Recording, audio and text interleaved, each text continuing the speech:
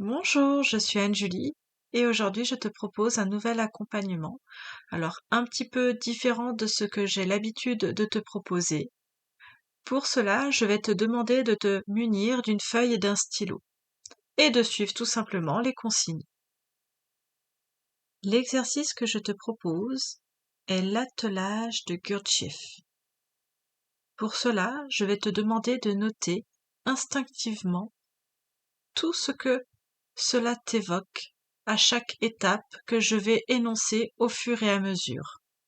Entre chaque étape, je t'invite à mettre sur pause pour que tu aies le temps d'écrire tout ce que tu as envie. La métaphore de l'attelage de Gurdjieff va te permettre de comprendre les différents plans qui régissent ton existence, comment ils interagissent entre eux, pour que tu puisses retrouver une harmonie et une fluidité en toi-même. Alors, commençons par cette première étape. Cet attelage est sur un chemin. J'aimerais que tu me décrives ce qu'il fait. Est-il à l'arrêt immobile? Est-il en mouvement? Recule-t-il? Fait-il demi-tour?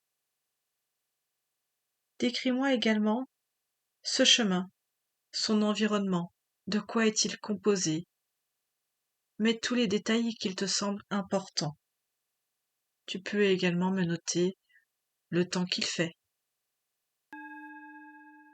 L'étape suivante va concerner une des parties de l'attelage. Tu vas d'abord me décrire la calèche, la voiture, son habitacle, ses roues, la matière dans laquelle elle est faite, son état, avant de passer à l'étape suivante. Maintenant, passons au cheval. Comment est-il? Quelle est son allure? Que fait-il? Je te laisse me le décrire. Avec cet attelage, il y a également le cocher. À son tour maintenant. Que fait-il? Quelle est son allure? Où est-il positionné? Je te laisse faire. Et te voilà maintenant à la dernière étape. Dans cet attelage, à l'intérieur de la voiture, se trouve un voyageur. Pareil. Comment est-il? Quelle allure a-t-il? Que fait-il? Où est-il positionné? C'est à ton tour. L'exercice étant terminé, nous allons pouvoir analyser ensemble la métaphore de l'attelage de Gurdjieff. Commençons tout d'abord par le chemin. Le chemin que tu as décrit est ton chemin de vie.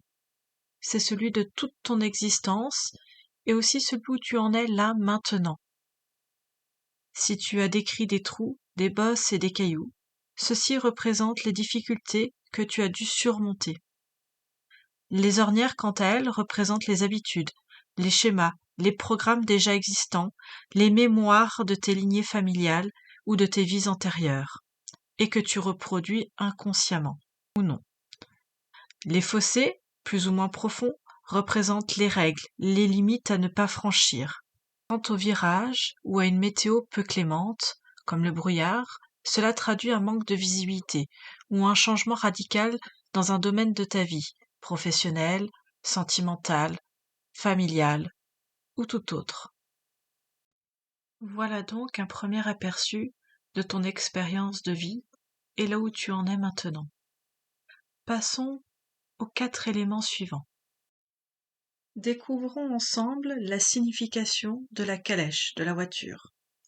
Avec son habitacle et ses roues, avant, arrière, elle représente ton corps physique, son état, sa vitalité et son entretien. Il y a aussi le cheval. Il représente ton plan émotionnel. Quelles sont les émotions, les envies et les passions qui animent ton corps? Cela te permet de mettre en lumière ce qui te dérange et te gêne pour continuer d'avancer et te recentrer si besoin. Les émotions sont les moteurs de notre vie. Alors accueille cette ou ces émotions négatives. Reconnais-les. Tu les vois, tu les entends, tu les ressens. Exprime-les pour qu'elles puissent se libérer. Offre-leur maintenant leur fréquence inverse. Par exemple, la haine, l'amour, la colère, la sérénité, la peur, la sécurité, la tristesse, la joie. Écoute-les et laisse grandir cette nouvelle émotion en toi. Découvrons ensemble qui est le cocher. Le cocher est la représentation de ton mental, de tes pensées. Le cocher sert de lien entre l'extérieur et l'intérieur. C'est lui qui va prendre des décisions en maîtrisant le cheval pour le mener dans la bonne direction. Le comportement du cheval, donc de tes émotions, dépend de la façon dont le cocher, ton mental, va le diriger. Le cocher est également responsable de l'entretien de la calèche qui est ton corps physique. C'est lui qui doit en prendre soin et s'il y a usure ou casse de faire le nécessaire. Par exemple, en prenant du repos, en allant voir le médecin, en changeant ton alimentation, en ayant une opération, une chirurgie, en fonction de la gravité. Il ne s'agit pas seulement de faire un changement de pièce, mais bien de réfléchir à la conduite du cocher et donc de notre comportement adapté. C'est pour cela que le cocher doit être à la fois ferme et doux.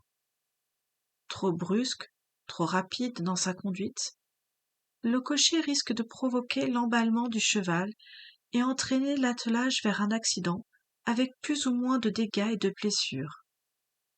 Il en est de même si le cocher brime le cheval et donc tes émotions. Si le cocher manque de vigilance, il risque de ne pas voir les bosses, les trous, les ornières sur le chemin et le voyage devenir inconfortable et délicat. Et si le cocher s'endort ou se focalise sur lui-même, à ruminer, il risque de lâcher les rênes du cheval. C'est alors que les émotions dirigeront l'attelage dans une direction non voulue. Mais alors, qui se cache derrière le voyageur? Le voyageur est le maître de l'attelage.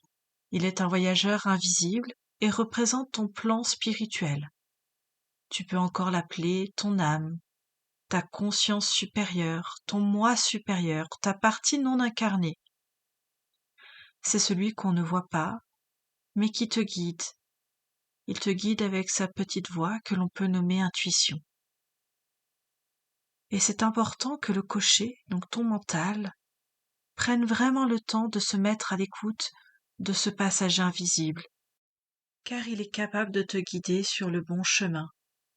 Il est là pour t'aider quand tu es en période de doute, de difficulté. Il est toi au plus profond de toi-même, et c'est important que tu l'écoutes attentivement. J'espère que cette métaphore de l'attelage de Gurdjieff t'aura plu. Pour moi, elle représente l'incarnation humaine, avec ses différents plans qui sont indissociables.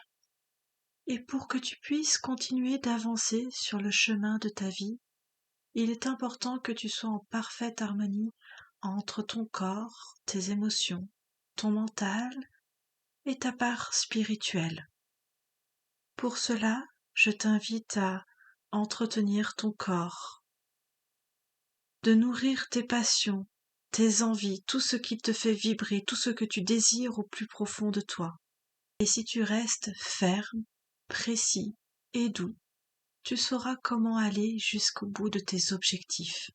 Et surtout, je te conseille de toujours écouter ta part intuitive, celle qui est au plus profond de ton cœur, qui est juste, et qui sera toujours là pour te guider où que tu ailles.